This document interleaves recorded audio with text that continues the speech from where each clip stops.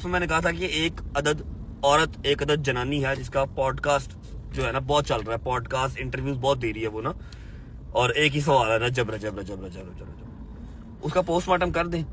I promise, अगर मैंने उसका पोस्टमार्टम कर दिया, ना वो घर से निकलने के काबिल रहेगी, ना वो किसी को मुंह दिखाने के काबिल रहेगी, और उसके बाद पॉडकास्ट और इंटरव्यूज भी बंद हो जाएंगे। बताओ, कर दूं कि माफी दे दूं? अस्सलाम वालेकुम नाजरीन। रजब ने अपनी एक्स गर्लफ्रेंड फातिमा को धमकी दी।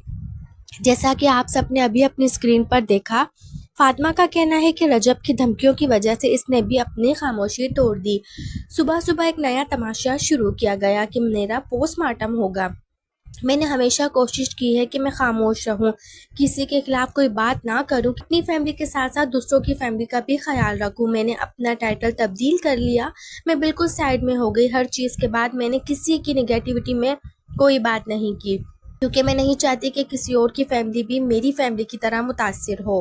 फातिमा कहती हैं कि उसने भी रजब की धमकियों की वजह से अपनी खामोशी तोड़कर अपने फैंस को हर बात शेयर करने का दावा किया है।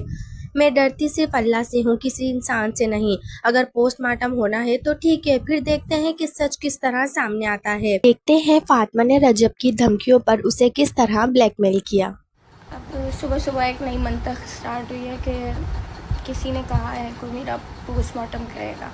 अब जाहिर सी बात है, देखिए मैं बिल्कुल क्वाइट हो गई थी, मैंने अपना टैटू चेंज कर लिया, मैं बिल्कुल साइड हो गई थी हर चीज़ के बाद, ठीक है। काफ़ी सारे लोगों को क्यूरियोसिटी हो रही है कि सरप्राइज़ अभी तक क्यों नहीं आया, क्योंकि मैंने कल कहा था कि आज सरप्राइज़ मिलेगा, तो मिलेगा, सब्र रखो।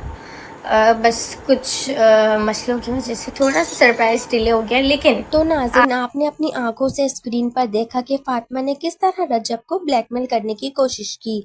अब फैसला आपके हाथ में है, क्या वाकई फातिमा सच बोल रही है या ये सब रजब पर दबाव डालने के लिए किया गया।